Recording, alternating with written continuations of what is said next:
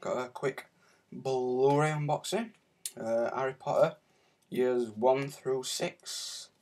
Got it from HMV for 28 quid, which is cheap in my opinion. You'd probably be able to find it cheaper somewhere else, but oh well. Well, the reason I got this because, well, Harry Potter's not bad, and plus you're getting 6 Blu-ray films for 28 quid, which is really cheap. So let's crack it open and see what we get.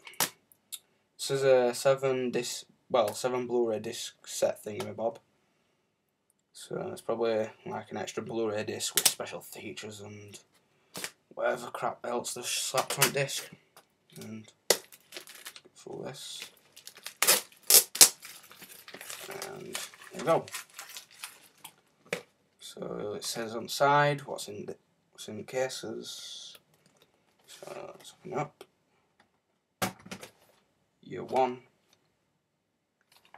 Year 2, and like that.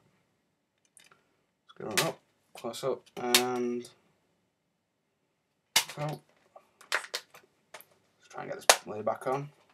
Down there, Year 3, and Year 4, and inside just telling you bits and bobs. Same again with discs.